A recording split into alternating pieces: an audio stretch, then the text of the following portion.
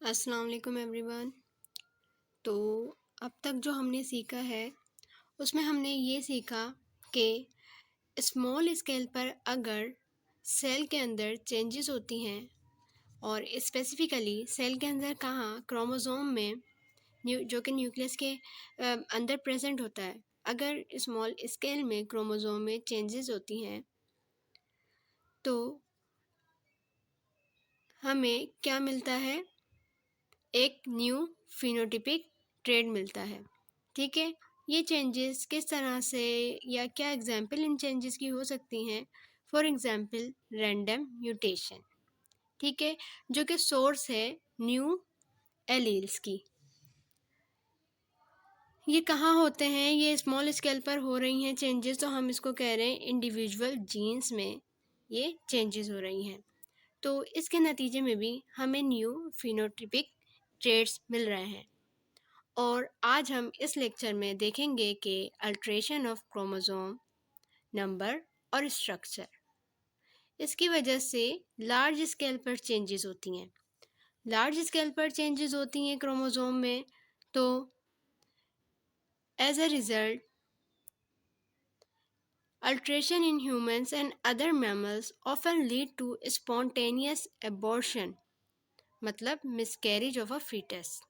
अगर large scale पे ये चेंजेस होती हैं तो एज अ रिज़ल्ट जो फीटस है वो प्रॉपरली ग्रो नहीं कर पाता है, एबॉर्शन हो जाता है, मिसकैरेज हो जाता है।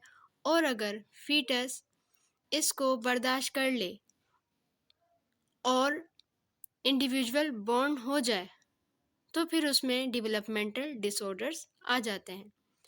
तो ह्यूमंस में, मैमल्स में अगर लार्ज स्केल पर चेंजेस होती हैं क्रोमोसोम में, ये लार्ज स्केल चेंजेस क्या हैं?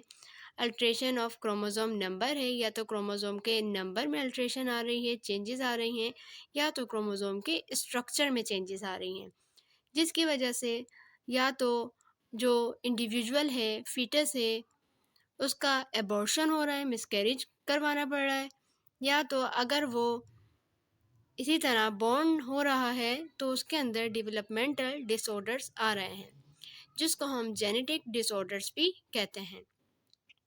अच्छा, ये तो हमने एनिमल्स की बात की, लेकिन प्लांट्स में ये क्वाइट कॉमन है and plants appear to tolerate such genetic effects better than animals do. ठीक है, प्लांट्स में हमें ये कॉमनली देखने को भी मिलते हैं एज़ कम्पेयर टू एनिमल, और प्लांट्स इसको टॉलरेट भी कर लेते हैं, बर्दाश्त भी कर लेते हैं एज़ कम्पेयर टू एनिमल्स। तो चलें फिर स्टार्ट करते हैं आज का लेक्चर, और आज के लेक्चर में हम डिस्कस करने जा रहे हैं दो topics. So the first one is abnormal chromosome number and the second one is abnormal chromosome structure. तो यहाँ हम देखेंगे कि क्रोमोसोम नंबर में एक सेल के अंदर जो स्पेसिफिक क्रोमोसोम प्रेजेंट होते हैं उनके नंबर में किस तरह डिफेक्ट्स आ सकते हैं।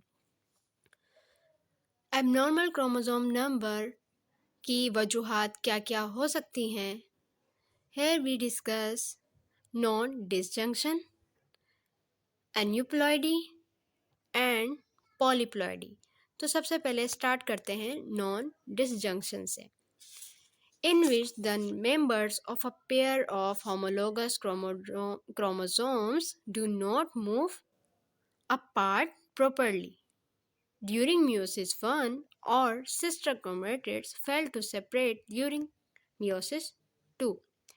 तो इसमें क्या होगा, जैसे कि इसका नाम बता रहा है नॉन डिसजंक्शन, जो कि क्रोमोसोम हैं, एक सेल के अंदर न्यूक्लियस में क्रोमोसोम प्रेजेंट हैं और उस सेल में मियोसिस होने जा रहा है। मियोसिस के दो फेजेस होते हैं, मियोसिस 1 एंड मियोसिस 2।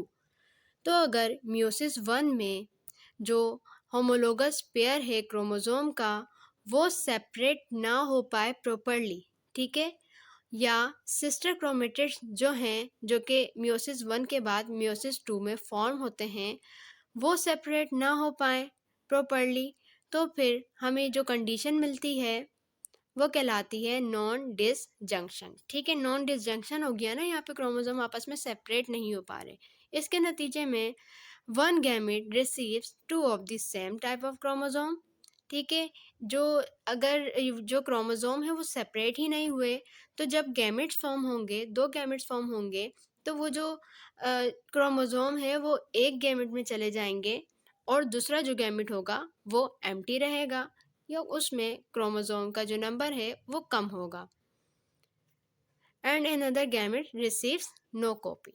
ठीक है, तो नॉन डिसजंक्शन में क्या होता है, यहाँ हम इसको डायग्राम से भी देखते हैं। अगर हम मियोसिस 1 की बात करें, तो जब अगर मियोसिस 1 में नॉन डिसजंक्शन हुई, नॉन डिसजंक्शन कैसे होती है, मियोटिक स्पिंडल फाइबर जो होते हैं, ये क्रोमोसोम को जब ये मेटाफेज पर आ जाते हैं, ये क्रोमोसोम को क्या करते हैं, पुल करते हैं अपनी तरफ। यहाँ पे जो स्पिंडल फाइबर है वो क्रोमोसोम को जैसे हम इस डायग्राम में देख रहे हैं, ये जो स्पिंडल फाइबर हैं ये लेफ़्ट की तरफ पुल कर रहे हैं क्रोमोसोम को, और यहाँ जो स्पिंडल फाइबर फॉर्म होते हैं वो क्रोमोसोम को चाहेंगे कि लेफ़्ट राइट की तरफ पुल हों।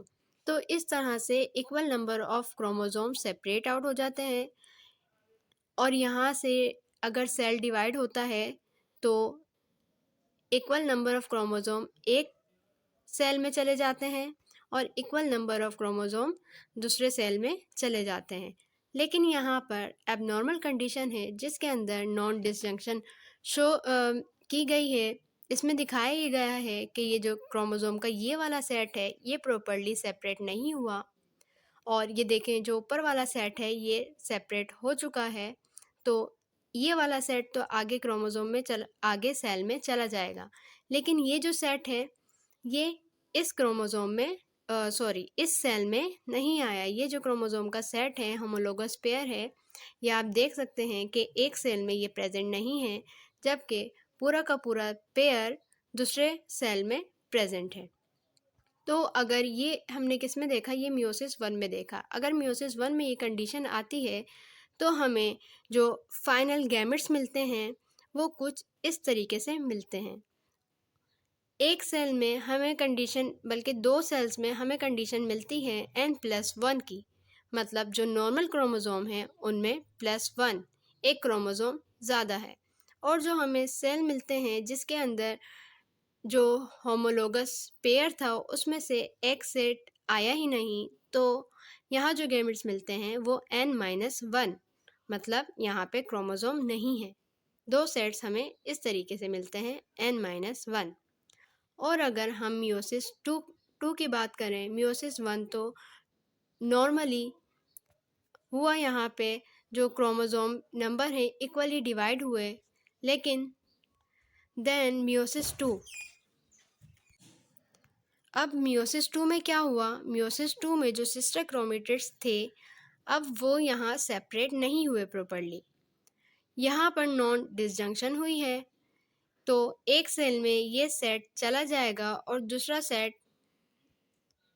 सेल इस सेट से एम्प्टी होगा। तो देखें यहाँ जो गैमेट्स बनेंगे n+1, वही कंडीशन आई जैसे कि यहाँ पर थी। जो यहाँ पे दूसरा सेल बनेगा, जो दूसरा गैमेट बनेगा, उसमें पेयर नहीं होगा क्रोमोसोम का, पेयर में से एक सेट यहाँ पे एब्सेंट है n-1। एंड देन ये वाला जो सेल था इसमें नॉर्मल क्रोमोसोम्स जी, तो इस कंडीशन में क्या होगा कि हमें यहाँ पर दो नॉर्मल गैमेट्स मिलेंगे जबकि दो इर्रेगुलर गैमेट्स मिलेंगे। और मियोसिस 1 में क्या हो रहा था, मियोसिस 1 में अगर डिसजंक्शन होती है तो हमें कोई भी नॉर्मल गैमेट्स नहीं मिलता। यहाँ तक हमने डिस्कस कर लिया नॉन डिसजंक्शन की वजह से एबनॉर्मल क्रोमोसोम नंबर किस तरह से प्रोड्यूस हो सकते हैं। तो ये जो कंडीशन थी ये गैमेट्स बनने से पहले की थी। अब अगर यही एबनॉर्मल गैमेट्स फर्टिलाइजेशन कर जाएं और फर्टिलाइजेशन के बाद जो जाइगोट फॉर्म हो और उसके अंदर abnormal number of particular chromosomes present हों, तो इस कंडीशन को हम बोलते हैं aneuploidy. The zygote will also have an abnormal number of a particular chromosome। तो एन्यूप्लॉइडी में क्या होगा, abnormal number of chromosome present होंगे किस में, जाइगोट में। ठीक है, नॉन डिसजंक्शन में हमने बात की थी जो एबनॉर्मल नंबर ऑफ क्रोमोसोम्स हैं वो गैमेट्स में हैं, और एन्यूप्लॉइडी में abnormal number of chromosomes zygote में प्रेजेंट है। अब एन्यूप्लॉइडी की भी दो कैटेगरीज हैं। एन्यूप्लॉइडी में जो फर्स्ट कंडीशन है वो है मोनोजोमिक। मोनोजोमिक में क्या होगा, जो नॉर्मल क्रोमोसोम्स हैं उनमें से एक क्रोमोसोम मिसिंग है। Only one version of chromosome मतलब one set of chromosome missing from either of the parent, जो कि either of the parent मतलब या तो मेल से या तो फीमेल से वो पेयर रिसीव नहीं हुआ जाइगोट में। और ट्राइजोमी में जो कंडीशन हमें मिलती है वो 2n+1।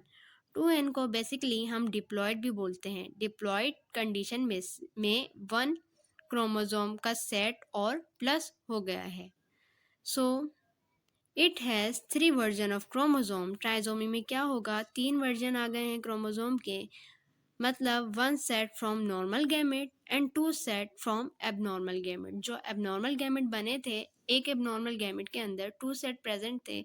अब जब फर्टिलाइजेशन के बाद जाइगोट बना तो एक सेट तो नॉर्मल गैमेट से आया, जबकि 2 सेट जो कि एबनॉर्मल गैमेट में प्रेजेंट थे वहाँ से 2 सेट और क्रोमोसोम के आ गए।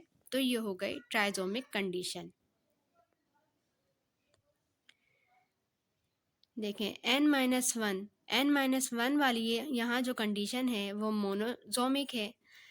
कब प्रोड्यूस होगी, जब आफ्टर फर्टिलाइजेशन जाइगोट में ये गैमेट्स जाएंगे तो ये मोनोजोमिक कंडीशन प्रोड्यूस करवाएंगे। और जबकि अगर n+1 वाले गैमेट्स आगे फर्टिलाइजेशन के बाद जाइगोट में जाते हैं तो ये ट्राइजोमिक कंडीशन प्रोड्यूस करवाएंगे। अब इसी में हम देखते हैं polyploidy.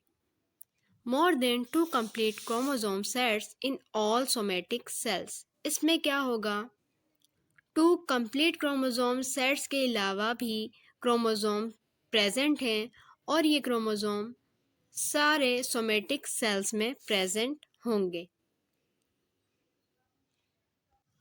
So this condition can be produced from non-disjunction in all chromosomes or zygote that fail to divide chromosome, जिसकी वजह से जो क्रोमोसोम है वो डिवाइड ही नहीं हुए और एक ही सेल में चले गए वो क्रोमोसोम गैमेट स्टेज पर, एंड देन फर्टिलाइजेशन के बाद वो जाइगोट में गए, एंड फिर जाइगोट के बाद क्या कंडीशन इन्होंने प्रोड्यूस करवाई, पॉलीप्लॉइडी की।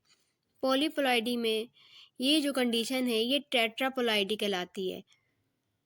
अगर सारे के एक्स्ट्रा क्रोमोसोम जो हैं वो आगे ऑफ स्प्रिंग में जा रहे हैं, मतलब 2 set more than 2 complete set सबसे पहले गैमेट्स में गए, देन गैमेट्स से जाइगोट्स में और जाइगोट से इंडिविजुअल में, तो ये कंडीशन हो रही है टेट्राप्लॉइडी।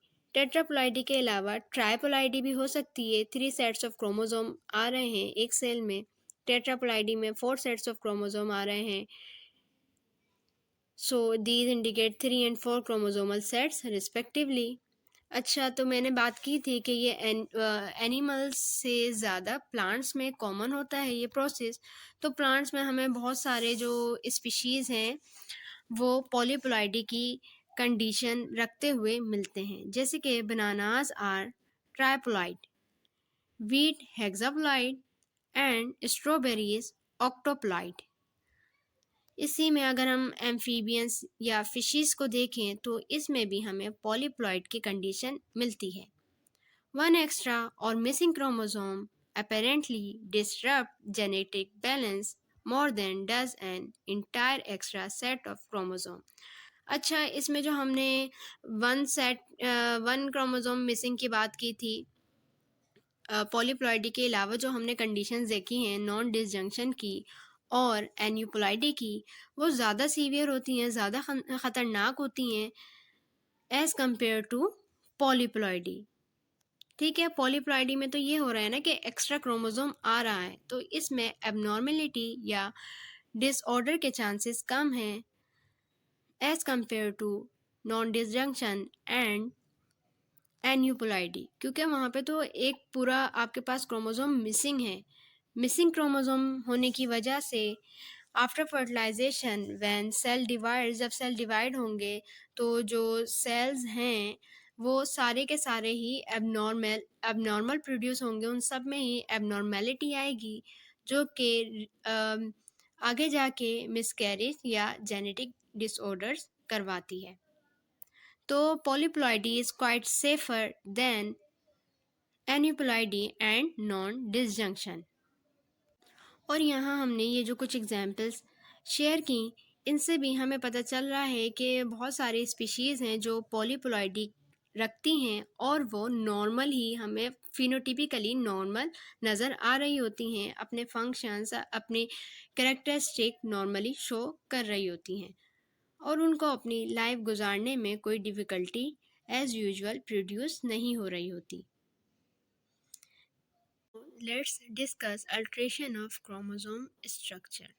अब हम यहाँ देखेंगे कि क्रोमोसोम के स्ट्रक्चर पर किस तरीके से अल्ट्रेशन या चेंजेस हो सकती हैं। So it can be due to errors in meiosis. तो यहाँ पे फिर से मियोसिस स्टेजेस पर, मियोसिस की जो स्पेसिफिक स्टेजेस होती हैं उनमें अगर क्रोमोसोम के स्ट्रक्चर में चेंजेस आ जाएं, या damaging agent such as radiation, या कुछ ऐसे डैमेजिंग एजेंट होते हैं जैसे कि यूवी लाइट हो गई, कुछ हैजर्डियस केमिकल्स हो गए जो कि सेल में जो क्रोमोसोम हैं उसके स्ट्रक्चर में चेंजेस प्रोड्यूस करवा रहे हैं, that cause breakage of a chromosome, chromosome को ब्रेक कर रहे हैं, which can lead to 4 types of changes in chromosome structure. तो इन वजूहात की बिना पर जो क्रोमोसोम का स्ट्रक्चर है वो चेंज हो सकता है, उसमें एबनॉर्मेलिटीज़ आ सकती हैं और ये जो एबनॉर्मेलिटीज़ हैं ये आमतौर पर 4 टाइप्स की होती हैं। सबसे पहले deletion, then duplication, inversion and translocation. Deletion and duplication are specifically likely to occur during meiosis. Meiosis में नॉर्मली भी डिलीशन और डुप्लीकेशन डिलीशन और डुप्लीकेशन जो है वो हो रही होती है और इनके नतीजे में ही हम कह सकते हैं कि म्यूटेशन होती है, न्यू एलील्स फॉर्म होते हैं। जबकि duplication and translocation can be harmful, ठीक है, it can lead to disorders और एबनॉर्मेलिटीज़। तो सबसे पहले हम डिस्कस करते हैं डिलीशन को। A deletion occurs when a chromosomal fragment is lost. यहाँ हम देख रहे हैं कि एक नॉर्मल क्रोमोसोम है, जब मियोसिस में आप पहले कंसीडर कीजिए कि ये एक होमोलोगस पेयर ऑफ क्रोमोसोम है। होमोलोगस पेयर ऑफ क्रोमोसोम किस तरीके से होता है, ये एक क्रोमोसोम है और दूसरा क्रोमोसोम इसके साथ अटैच होता है, सिस्टर क्रोमेटिड, ठीक है। जो ये सिस्टर क्रोमेटिड है इसके साथ अटैच है।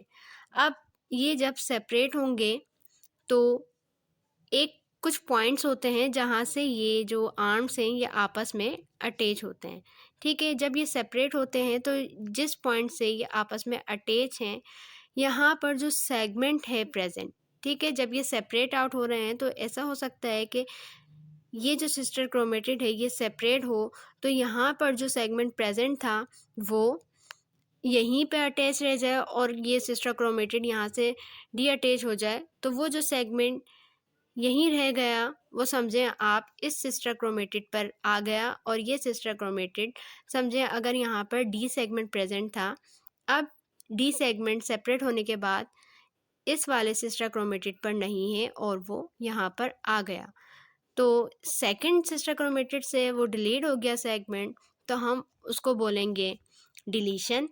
और वही सेगमेंट हम कह रहे हैं कि पहले क्रोमोसोम पर चला गया, पहले सिस्टर क्रोमेटिड पे चला गया तो वहाँ पे वो सेगमेंट दोबारा से रिपीट हो गया, ठीक है, डुप्लीकेशन हो गई वहाँ पर। तो एक डिलीशन में हम सिंपली ये बात करते हैं कि एक जो हमारे पास क्रोमोसोमल सेगमेंट है या क्रोमोसोमल फ्रेगमेंट है वो डिलीट हो गया है, रिमूव हो गया है। अब ये जो डिलीट हुआ हुआ क्रोमोसोम है, क्रोमोसोमल सेगमेंट है, ये दूसरे क्रोमोसोम के पास जाके क्या हो सकता है, अटैच हो सकता है दूसरे क्रोमोसोम पर जाकर। तो फिर हम इसको कहते हैं डुप्लीकेशन। रीअटैच हो गया, डुप्लीकेशन में क्या हुआ, वही क्रोमोसोमल सेगमेंट या फ्रेगमेंट जाके दूसरे क्रोमोसोम के साथ रीअटैच हो गया एज एन एक्स्ट्रा सेगमेंट। और ये कहाँ पर हो सकता है, सिस्टर क्रोमेटिड पर भी हो सकता है और नॉन सिस्टर क्रोमेटिड्स पर भी ये प्रोसेस हो सकता है। So it produce a duplication of a portion of that chromosome. Duplication में क्या हो रहा है, फ्रेगमेंट फिर से रिपीट हो गया। ये रिपीट हुआ हुआ फ्रेगमेंट कहाँ से आ सकता है, डिलीशन वाले सेगमेंट से, ठीक है, डिलीशन वाले क्रोमोसोम से। और अगर यही जो हमारे पास ब्रोकन सेगमेंट है जो यहाँ से डिलीट हुआ था, ये जाके रीअटैच हो जाए टू द ओरिजिनल क्रोमोसोम, दोबारा से जाके इसी क्रोमोसोम के साथ ये रीअटैच हो, बट इन इनवर्स मैनर, ठीक है, जो ओरिजिनल इसकी क्रोमोसोम की ओरिएंटेशन थी, इसी में जाके वो रिवर्स मैनर में दोबारा से क्या हो जाए, अटैच हो जाए। जैसे नॉर्मल जो क्रोमोसोम था वो ABCD सीक्वेंस रखता था, देन इन्वर्जन में क्या हुआ, ए के बाद डी आ गया, देन सी, देन बी, यहाँ पर बी और डी सेगमेंट इन्वर्ट हो गए। So an inversion reverses a segment within a chromosome. अच्छा, इन्हीं की वजह से अगर ये क्रोमोसोम का एक सेगमेंट है मिस हो जाए तो फिर इसी के वजह से जीन के अंदर चेंजेस आती हैं। जीन के अंदर कुछ सेगमेंट मिसिंग होते हैं और फिर वो आगे जाके डिसऑर्डर भी प्रोड्यूस करवाते हैं। देन अब हम डिस्कस करते हैं ट्रांसलोकेशन को। अच्छा, ट्रांसलोकेशन में क्या होता है, यहाँ पर जो चेंजेस होंगी वो नॉन होमोलोगस क्रोमोसोम पेयर पर होंगी। मतलब एक ये क्रोमोसोम पेयर है, इसके साथ इसका सिस्टर क्रोमेटिड था। अब यहाँ क्या हुआ, a translocation moves a segment from one chromosome to a non homologous chromosome. यहाँ से एक सेगमेंट रिमूव हुआ और वो जाके नॉन होमोलोगस क्रोमोसोम के साथ अटैच हो गया, ट्रांसलोकेट हो गया, यहाँ से दूसरे नॉन होमोलोगस क्रोमोसोम पर जाकर अटैच हो गया। So the most common type non-homologous chromosome exchange fragments, ठीक है। तो इसमें क्या होता है रेसिप्रोकल ट्रांसलोकेशन में, कि यहाँ से एक सेगमेंट जो है वो, अच्छा ये रेसिप्रोकल ट्रांसलोकेशन जो है वो कॉमन है। इसमें क्या होगा कि एक क्रोमोसोम से जो सेगमेंट यहाँ से रिमूव हुआ वो दूसरे नॉन होमोलोगस क्रोमोसोम में जाकर अटैच हो जाएगा। जैसे कि यहाँ से डी अटैच हुआ और वो PQR के साथ जाके अटैच हो गया, और यहाँ से जो रिमूव हुआ था MNO वो पहले वाले क्रोमोसोम के साथ जाकर अटैच हो गया। तो ये तो हो गया रेसिप्रोकल ट्रांसलोकेशन। लेस ऑफन इसके अलावा दूसरी कंडीशन है हमारे पास ट्रांसलोकेशन में, नॉन रेसिप्रोकल ट्रांसलोकेशन। पहली कंडीशन हो गई रेसिप्रोकल ट्रांसलोकेशन में, जिसमें हमारे पास दो क्रोमोसोम हैं, एक से जो सेगमेंट निकल रहा है वो दूसरे के साथ जाकर अटैच हो रहा है, और दूसरे से जो क्रोमोसोम का सेगमेंट है रिमूव हो रहा है वो पहले क्रोमोसोम के साथ जाके अटैच हो गया, रेसिप्रोकल कंडीशन हो गई। सो यहाँ पर जो हमारी दूसरी कंडीशन है वो है नॉन रेसिप्रोकल ट्रांसलोकेशन, और it is less often a chromosomal transfers a segment. इसमें क्या होता है, एक जो क्रोमोसोम है वो अपना जो फ्रेगमेंट है, जो सेगमेंट है वो ट्रांसलोकेट तो कर रहा है, लेकिन दूसरा वाला जो यहाँ पर नॉन होमोलोगस पेयर है वहाँ से जो क्रोमोसोम का सेगमेंट है वो रिमूव नहीं हो रहा और वो पहले वाले क्रोमोसोम के पास नहीं जा रहा। तो यहाँ से ये बात भी क्लियर हो रही है कि इन्वर्जन और ट्रांसलोकेशन, जिसमें जो ये क्रोमोसोमल जो फ्रेगमेंट हैं इनकी पोजीशन चेंज हो रही है, ठीक है। और यहाँ पर भी आप देख सकते हैं ट्रांसलोकेशन में भी यही हो रहा है कि पोजीशन चेंज हो रही है। इनकी वजह से जो है वो फिनोटिपिक चेंजेस डिवास्टेटिंग हो सकते हैं, ख़तरनाक हो सकते हैं, और यहाँ जो डिसऑर्डर होंगे वो सीवियरिटी रख सकते हैं, क्योंकि यहाँ पर जो जीन एक्सप्रेशन है date can be influenced by the location of the fragments.